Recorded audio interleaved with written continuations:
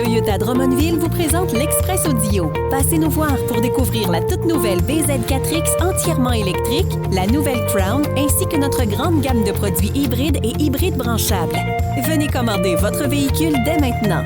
Toyota Drummondville, bien plus qu'un simple concessionnaire. Bon vendredi à tous, petite dernière journée de la semaine, nous sommes le 13 juin 2025, ici Martin Bocage et voici votre Express Audio. Côté actualité, tout d'abord, un troisième candidat s'ajoute à la course à la mairie à Drummondville. Il s'agit de l'avocat drummondvillois et ex-président de la commission scolaire des Chênes, Jean-François Hull. Le Drummondvillois a annoncé la nouvelle sur sa page Facebook personnelle jeudi.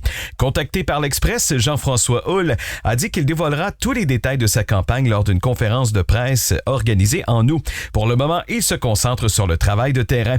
Jusqu'à présent, 2 autres candidats sont dans la course, soit David Bélanger et Alexandre Desbiens. Les papillons sont arrivés à l'école du Sentier. Pour l'occasion, les élèves de 2e année ont invité la communauté mercredi à en apprendre davantage sur l'univers des lépidoptères. Mercredi, la journée porte ouverte était organisée à l'école du Sentier. Un parcours informatif a été conçu spécialement pour l'activité. Les élèves ont animé des kiosques d'information. Ensuite, les visiteurs ont découvert la volière où il était possible de voir 4 espèces différentes. Et finalement, une poignée d'élèves a animé un jeu questionnaire afin de tester les connaissances du public.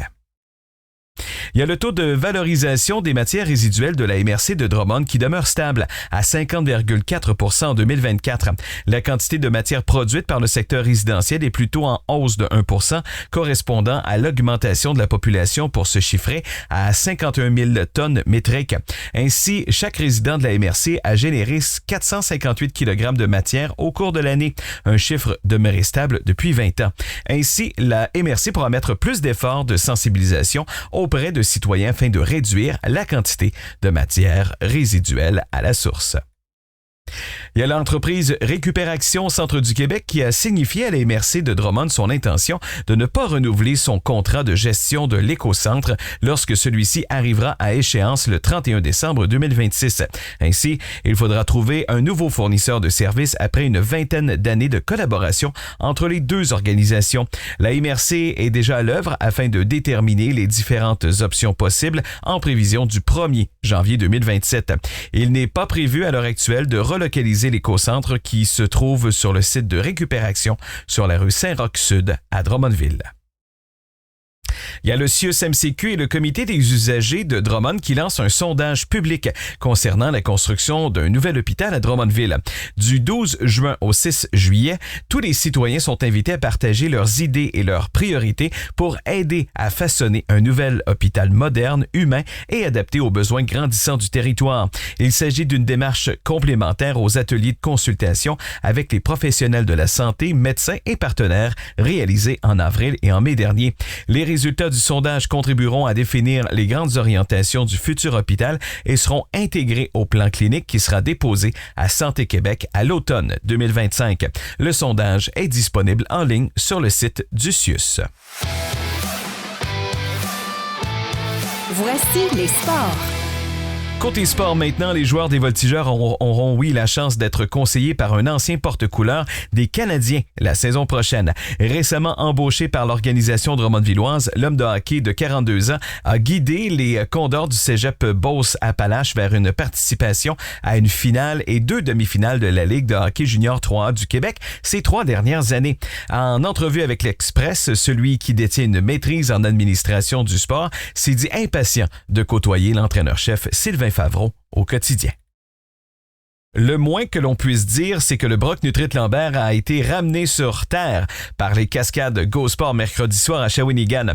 Dans une cinglante défaite de 31-7, la formation drummondvilloise a établi un record de médiocrité pour le plus grand nombre de points accordés dans une partie de la Ligue de baseball majeure du Québec.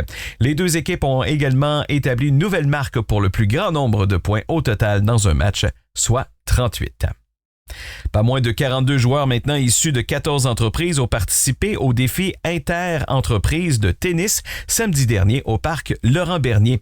Dans le pool A, l'équipe de la ville de Drummondville a été couronnée championne de ce tournoi disputé en double. Au sein du groupe B, l'équipe de l'association de tennis de Drummondville a décroché la victoire. Et enfin, dans la catégorie C, l'équipe du groupe Univi a remporté les honneurs.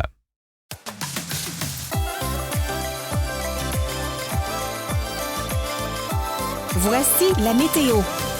À la météo en ce vendredi, généralement ensoleillé avec un maximum à 17 degrés. Samedi, soleil 21 et dimanche, soleil 23. Et soleil toujours pour lundi avec un maximum à 25 degrés. Voilà ce qui conclut votre bulletin d'information. J'aimerais profiter de l'occasion pour remercier tous les journalistes et les employés du Journal L'Express qui m'ont permis de vous faire la lecture des nouvelles dans votre Express audio comme ça tous les jours depuis 1 an et demi. C'est ainsi que se conclut la toute dernière édition quotidienne de l'Express audio. On vous invite à rester à l'affût. D'autres contenus audio vous seront proposés de façon sporadique par l'équipe de l'Express. Au revoir, mon nom est Martin Bocage. Je vous souhaite un bel été et on se dit à très bientôt.